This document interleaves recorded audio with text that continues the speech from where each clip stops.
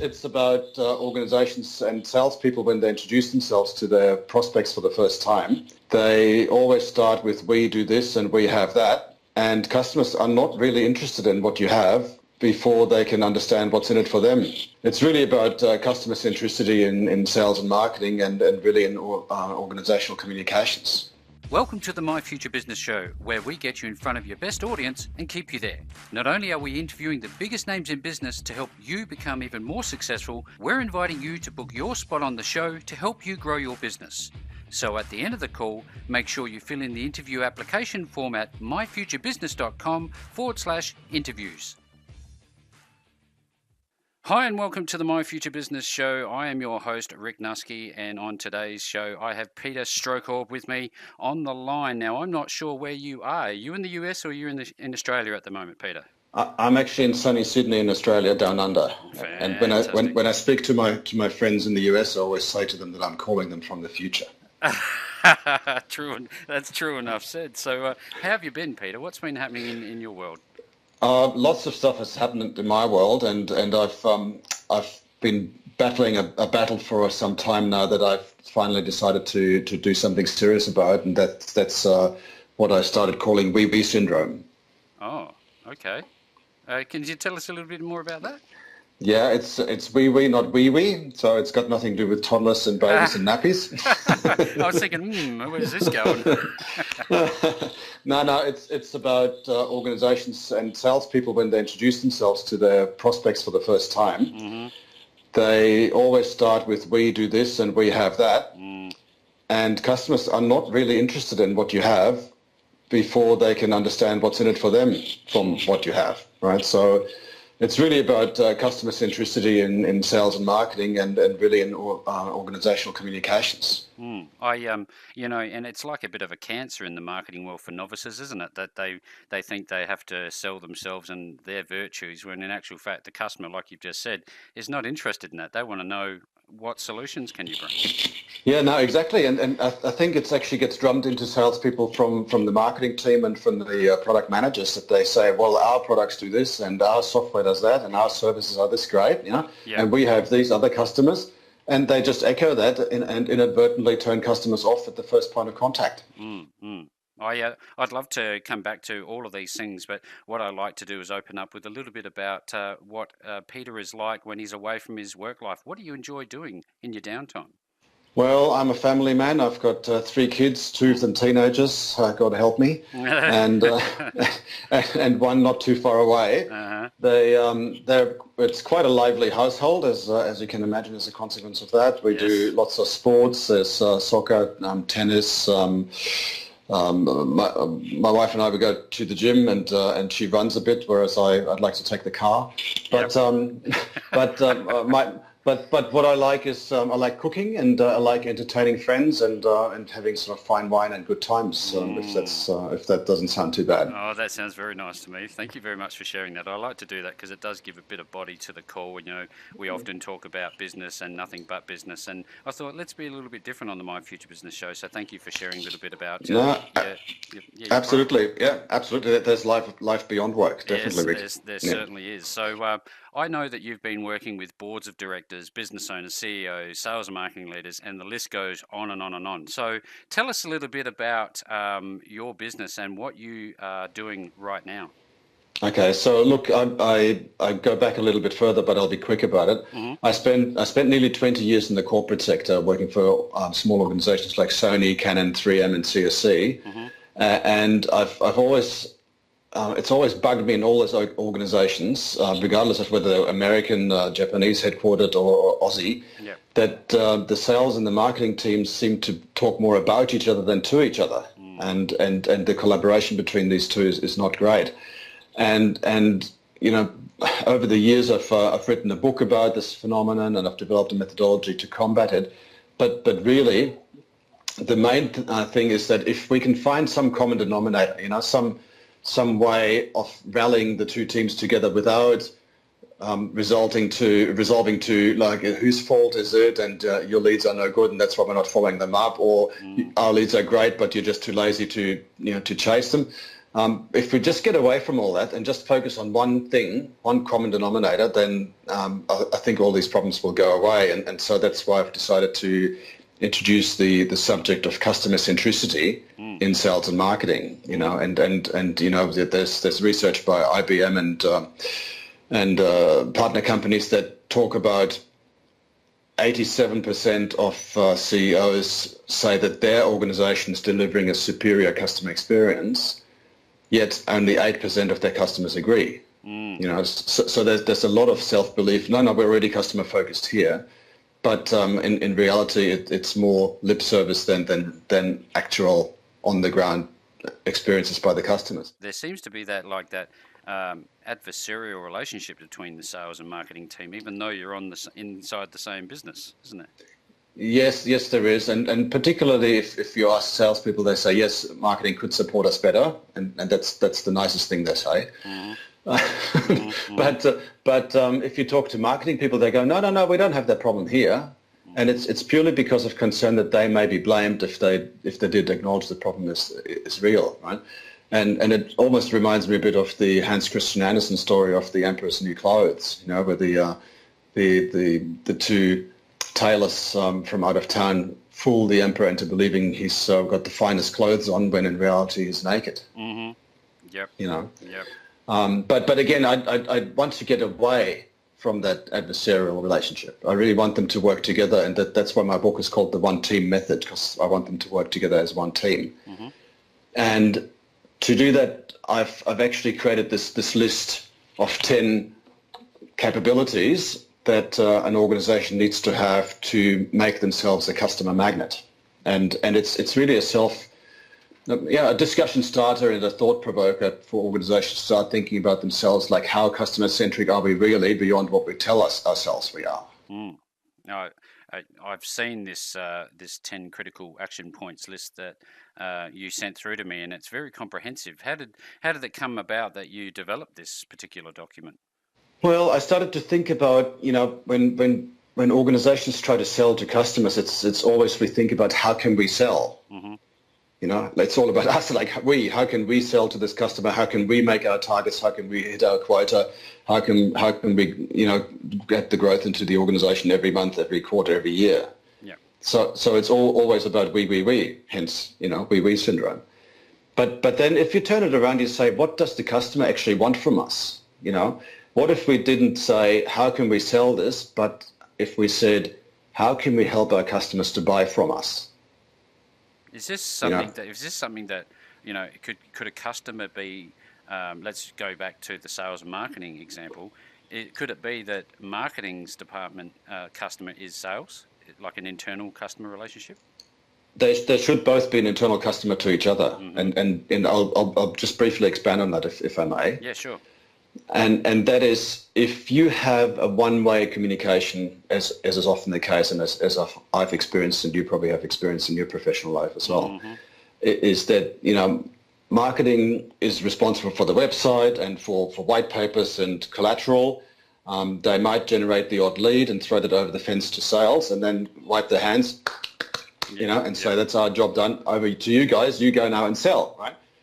And that then creates the thing where you have this us and them attitude where marketing says, well, our job's done and it's now over to sales to sell, and it's we've us and them, like I said. Yeah. So what I'm really looking forward to, and what I've achieved in quite a few organizations, really to their great success, is to make that relationship bidirectional, and that means that if marketing runs a campaign or has content on the website, then the salespeople will be the most immediate resource in the organization to recognize whether that's working or not, because they're in direct contact with the customer and the prospects, right?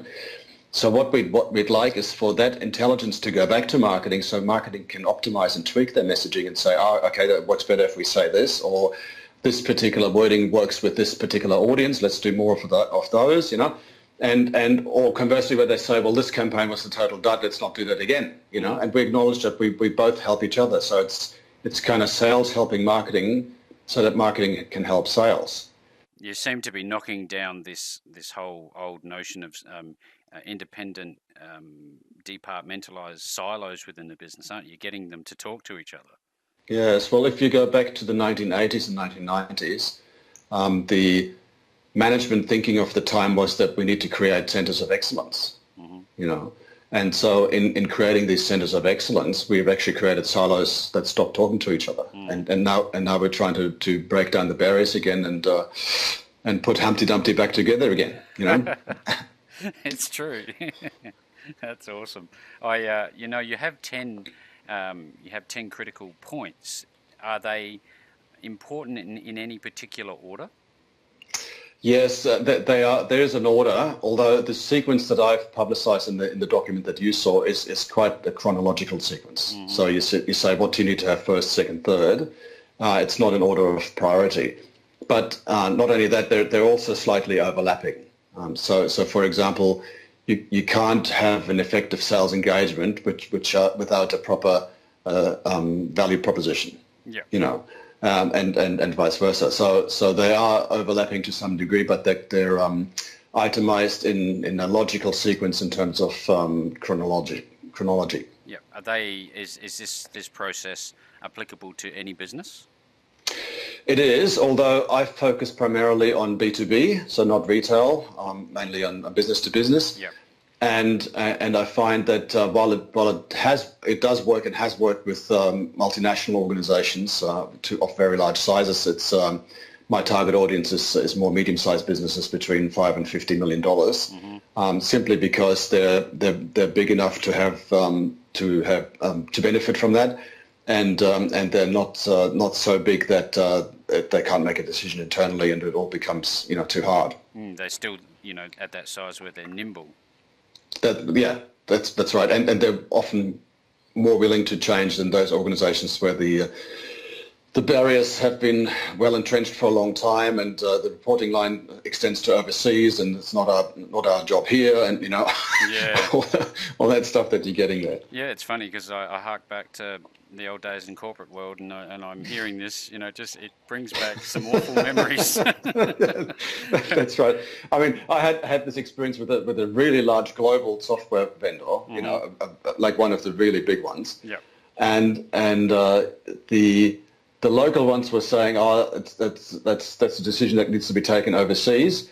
The overseas one said, that's a too small a problem for us to solve here because we have a global outlook. You're just in little poor old Australia there. Yeah. And then even if they were local ones here that had a global outlook, they were saying, oh no, that's a local problem, nothing to do with me. Yeah. So they're really hampered by their own KPIs because they thought if they get too distracted from what they're doing by doing the right thing for the organisation, then they personally would not benefit. So that's exactly what happens in large organisations. It seems to me that the game of football inside the corporate world is alive and well. Nope, that's not my problem. Here you go, handball. Yeah, absolutely, and it's a bit of politics come into it, and a bit of personal, dare we say, ego. Yeah. I also wonder, Peter, about this idea of scope creep, and then it starts to become more of a HR role definition, and again scope. How does your book and your approach come to deal with that side of this equation? Well, this is why I say I focus on medium-sized organisations, because you really need to have a top-down authorization and approach there. This is not something you can bubble up from the bottom. An individual salesperson has no hope of changing the status quo. It really needs to come from the top, and that's why I like to deal with boards and CEOs rather than heads of sales and marketing alone, because the temptation of saying, the sales manager saying, well, you want to sort out marketing, talk to marketing, or the salespeople saying, no, we don't, or the marketing people saying, we don't have the problem here, go away. It's just too high, too large. And so it really needs to have somebody that has a strategic view of the organization and say, where do we actually want to go next? What do we want to be when we grow up? And how do we take our business to the next level, And that's usually the business owner or the CEO. And that's one of those things, isn't it? You got to go to the person who has a vested interest in the business and signs the checks, essentially.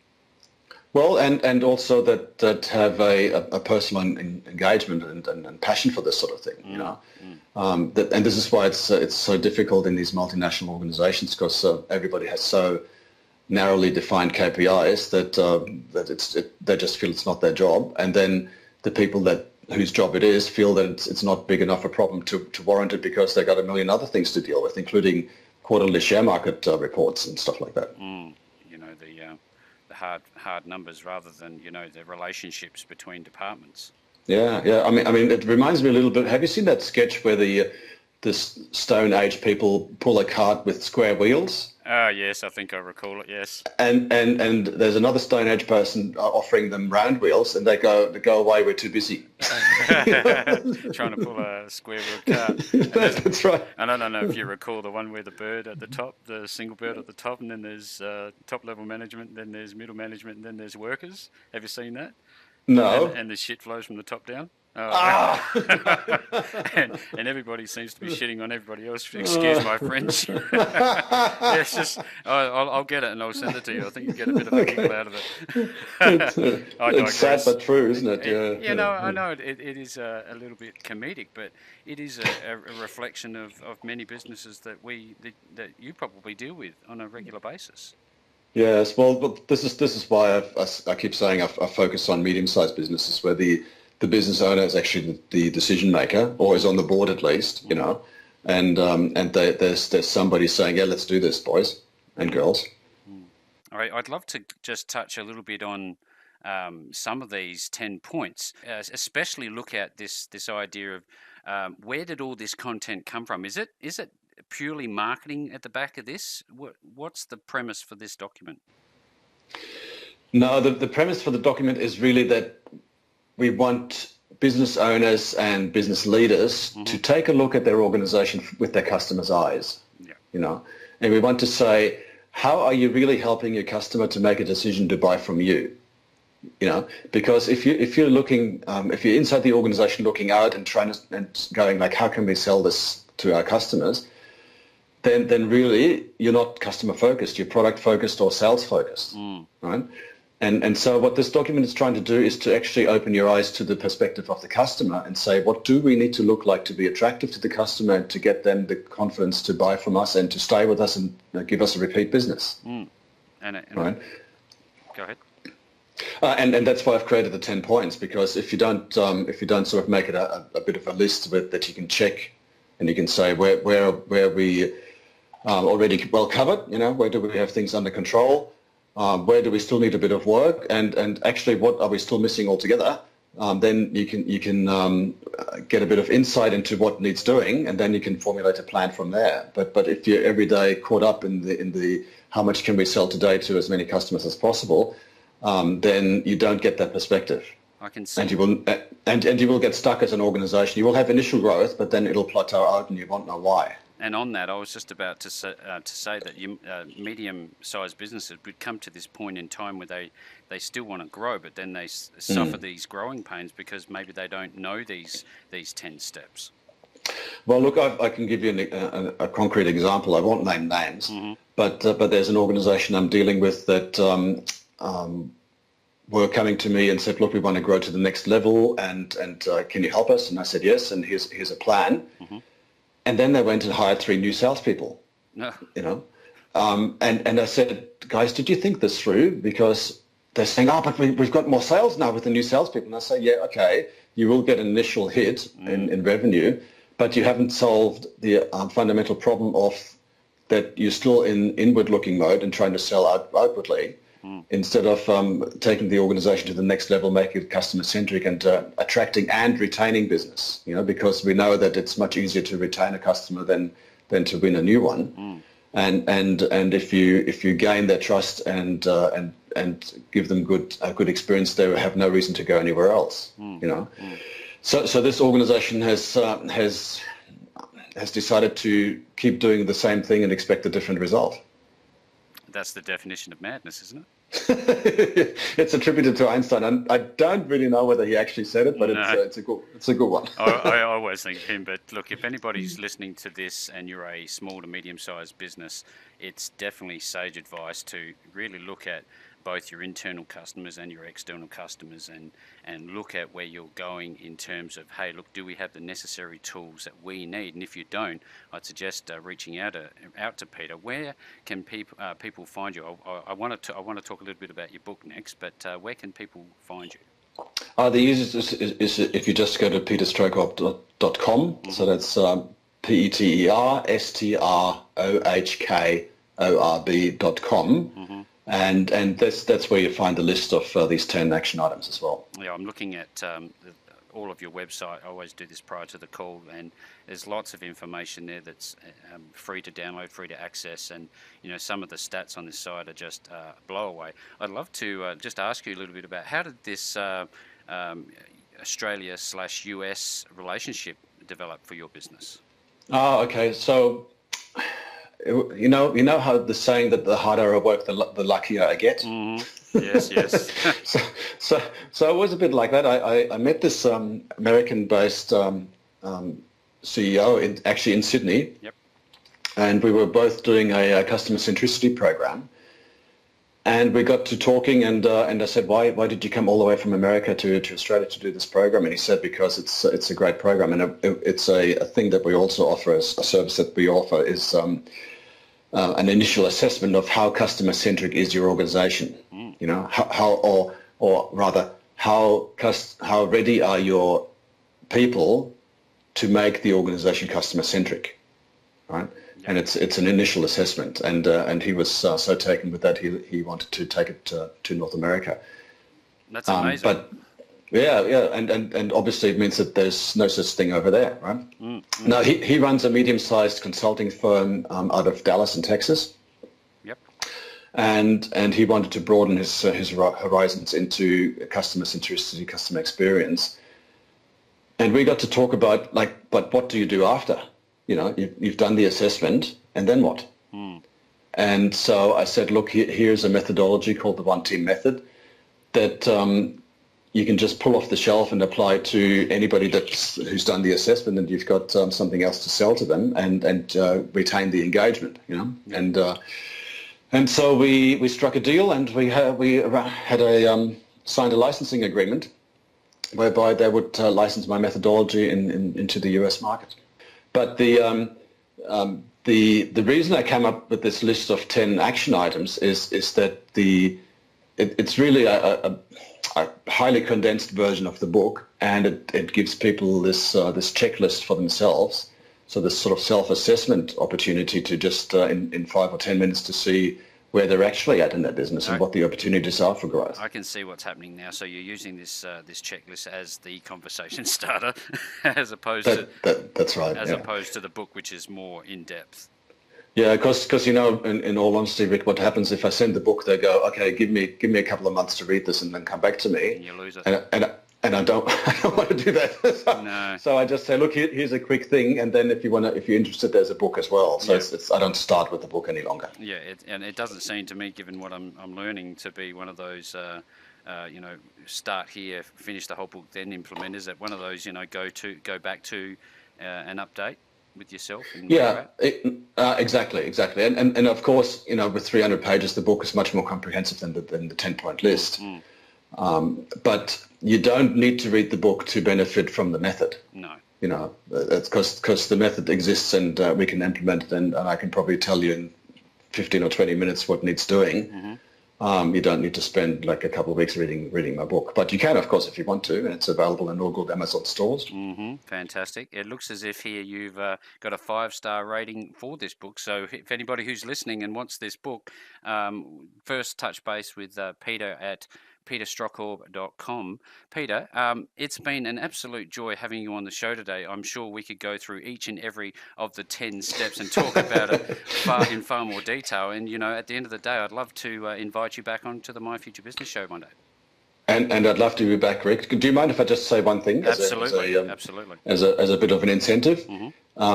If you think about your value proposition and you articulate your value proposition as a business, not you, Rick, but your listeners, yes. Think about whether it's about you or about your customers, And one way to tell really easily is if you go to your own website and look at the About Us tab, if every word every sentence starts with either we, us, or your company name, then you really need to take a look at the 10 action points list. That's some great feedback there, Peter. And, you know, I'm sitting here thinking, I better go check my About page. Look, Peter, I've had a really fun time, and thank you again for being on the My Future Business show today. No, thank you, Rick. It was a pleasure being here. And please tell your listeners that I'm happy to link in with them if they want to. It's been fun having you on the call with us today. Now click on that big red subscribe button and make sure you leave us a comment, share us with your friends, and join the growing list of leading entrepreneurs who have enjoyed their time on the show at myfuturebusiness.com/interviews.